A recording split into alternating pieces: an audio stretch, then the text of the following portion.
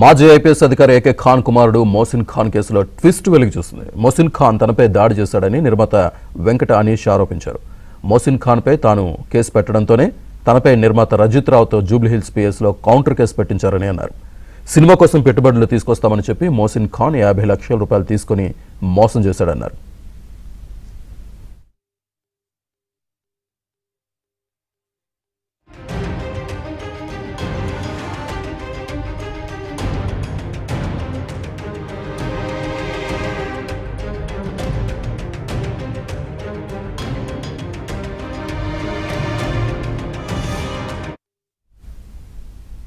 అటు వెంకట అనీష్తో నిర్మాత రజిత్ రావు మాట్లాడిన ఫోన్ ఆడియో వెలుగులోకి వచ్చింది. దీని గురించి నా ప్రజల గురించి నా దగ్గరికి ఎవరెవరు వచ్చారో నా కాలింగ్ బిల్ ఎవరు నొక్కి నీకు క్లియర్ అన్ని విషయాలు తెలుసు. నేను ఎందుకు మాట్లాడుతున్నా? నాకు పెద్ద మనిషి ఒకసారి చెప్పగా నాకు 40 లక్షలు ఇచ్చింది. అదే రెస్పెక్ట్ నేను కాపాడుకుంటున్నా. దాంతో ఎప్పుడైనా నేను ఇస్తాను చెప్పిన ఇప్పుడు ఈ రోజు కూడా చెప్తున్నా, ఇప్పుడు కూడా చెప్తా. 50 లక్షలు చెప్పు కూడా ఇచ్చిన. ఎందుకు ఇచ్చిన? ఇది నాది, నేనే చూసుకుంటా. నువ్వు చెప్పిన అన్న మాట్లాడని నేను మాట్లాడన్నా, శాఖతో మాట్లాడన్నా, నువ్వు ఎప్పుడు నువ్వు మాట్లాడుకోయిందన్నా అని చెప్పేసి అంటారే. మరి ఆ రోజు నువ్వు అంత కమిటెడ్ గా ఉన్నప్పుడు నన్ను ఎందుకు నీకు చెప్పాను ఆఫీస్ అనేసి నేను ఇప్పుడు కూడా చెప్తున్నాబ్బా. నేను ఆ విషయం కూడా నీకు చెప్పిన, ఆ విషయం కూడా ఇంత ముందు మోషన్ బై కూడా చెప్పిన. ఏం చెప్పినా అన్న నువ్వు ఇంతనే 12 రూపాయలు ఇస్తావు, 5 రూపాయలు ఇస్తావు, 15 రూపాయలు ఇస్తావు, బాగా చెప్తా నేను కడతా. నేను కూడా మీ ముఖం చూసి మీ కాంపౌండ్ లో ఇచ్చినటువంటి వ్యక్తులు కానీ అది లిక్కర్ సంబంధించిన పేమెంట్ కూడా నేను అదే రేట్ ఆఫ్ ఇంట్రెస్ట్ తీసుకుంటానని చెప్తే రజిత్ మీరు అంతేగా ఆలోచిస్తున్నాను. నేను నాకేమంటే అన్న నువ్వు 2 నిమిషాల కోపం కష్టం, 2 నిమిషాల ప్రేమ ఉంటుంది కానీ నేను 24 గంటలు నీ మీద ప్రేమతోనే ఉంటా.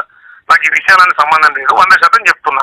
నేను అటు మాట్లాడా ఇటు మాట్లాడా. ఆ విషయం అయితే జరిగిపోయింది. దాని విషయం మాట్లాడు కూర్చొని మాట్లాడు. నీ స్టేషన్లో కూడా నీ ముంగడు కూడా చెప్పినా ఈ కేసు నిలబడది, ఈ కేసు అనేటువంటి ఖచ్చితంగా మళ్ళీ ఏదో రోజు కాంప్రమైజ్ అవుతారు, అవసరం అయిపోతుంది. నేను కూడా చెప్పిన మాట్లాడదామని చెప్పేసి లేదన్నా నేను ఖచ్చితంగా చేస్తా అని చెప్పిన. ఆ పోలీసులు కూడా చెప్పారు అన్న నచ్చి తోలుకోండు, కొంతమంది ఇంకో పక్క కానిస్టేబుల్ ఆ నచ్చి కేసు పెట్టించినా కూడా చెప్తారు.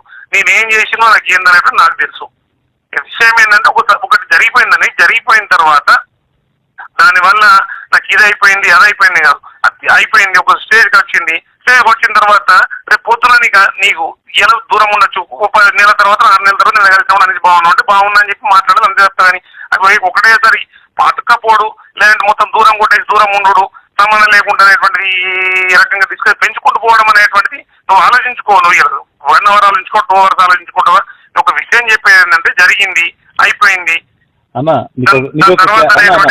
క్లారిటీ ఇస్తా అన్న, ఒక క్లారిటీ నీకు ఇప్పుడు ఇచ్చేస్తున్నా. 1 గంట వద్దు, అరగంట వద్దు, నేనైతే నీకు తగ్గను, కానీ ఏం చేసుకుందాం. ఓకే, ఇదే విషయానికి సంబంధించి మరింత సమాచారాన్ని మా ప్రతినిధి ప్రవీణ్ అందిస్తారు. మాజీ ఐపీఎస్ అధికారి ఏకే ఖాన్ కుమారుడు మోసిన్ ఖాన్ కుమారుడు పైన ప్రస్తుతం జూబ్లీహిల్స్ పోలీసులు కేసు నమోదు చేశారు. దాదాపు 50 లక్షల రూపాయలు డబ్బులు తీసుకొని మోసం చేశారు. ముఖ్యంగా తన సినిమాలో పెట్టుబడుల పేరుతోటే డబ్బులు తీసుకున్నారు, కానీ ఎటువంటి పెట్టుబడి పెట్టకుండా తనని బెదిరింపులకు దిగుతున్నారు. ఇప్పటికే బాధితుడు అనీష్ ఇచ్చినటువంటి కంప్లైంట్ మేరకు పోలీసులు అయితే ఫిర్యాదును తీసుకొని ఎఫ్ఐఆర్ కూడా చేయడం జరిగింది. ప్రస్తుతం నష్టపోయినటువంటి బాధితుడు, కంప్లైంట్ ఇచ్చినటువంటి బాధితుడు మనతో పాటు ఉన్నారు, మాట్లాడదాం. అసలు ఏం జరిగిందంటే ఈ ఎపిసోడ్లో మీరు ఇచ్చినటువంటి కంప్లైంట్ తర్వాత వాళ్ళ కంప్లైంట్ ఇవ్వడం, 2 ఎఫ్ఐఆర్లు కూడా నమోదైనటువంటి పరిస్థితి ఉంది. మీ ఎపిసోడ్లో ఏం జరిగింది? ఫస్ట్ జూలై 1 అసలు నేను మోసిన్ ఖాన్ ఆఫీస్కి ఎందుకు రావడం జరిగింది? ఆ రోజు రజిత్ రావు గారు నా ఇంటికి మోసిన్ ఖాన్ మనుషులను పంపిస్తున్నాడు, బౌన్సర్లను పంపిస్తున్నాడు, నేను అతనికి డబ్బులు ఇవ్వాలి అనీష్ గారు, దయచేసి ఒకసారి ఒక మాట చెప్పండి ఎందుకు అన్నప్పుడు నేను మోసిన్ ఖాన్ ఆఫీస్కి ఆయనతో పాటు వెళ్ళడం జరిగింది.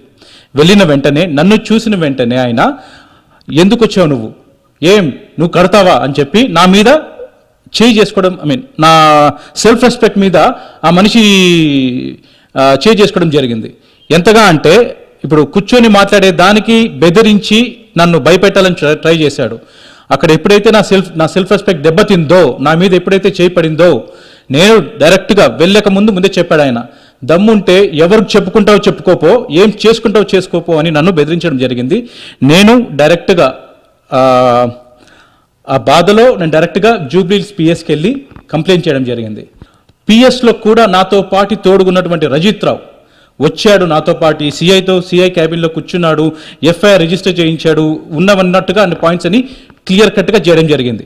40 లక్షలు మోసిన్ ఖాన్ దగ్గర తీసుకుని 40 లక్షలే తిరిగి ఇవ్వలేనోడు నాకు 2 కోట్లు పెట్టాడే నేను ఎలా తీసుకోవాలి? అది ఏ విధంగా నేను ఇది సమంజసంగా నేను మాట్లాడాలి?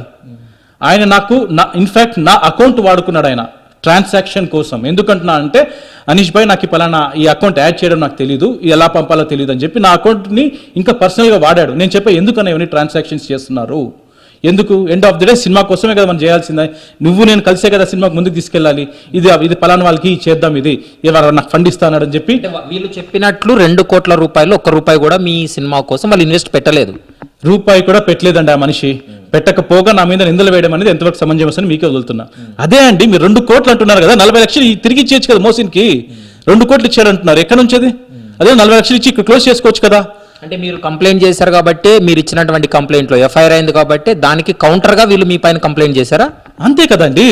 నాతో పాటు జూబ్లీహిల్స్ పోలీస్ స్టేషన్కి వచ్చి ఎఫ్ఐఆర్ రాసి ఆఖరికి నేను రిలీజ్ చేసిన రెడ్ షర్ట్తో రిలీజ్ చేసిన ఫస్ట్ సెల్ఫీ వీడియో ఆయనే రికార్డ్ చేసి ఎక్స్లో పెట్టినప్పుడు అంత క్లోజ్గా ఉన్న వ్యక్తి నెక్స్ట్ డే నేను విలన్ ఎలా అయిపోయాను?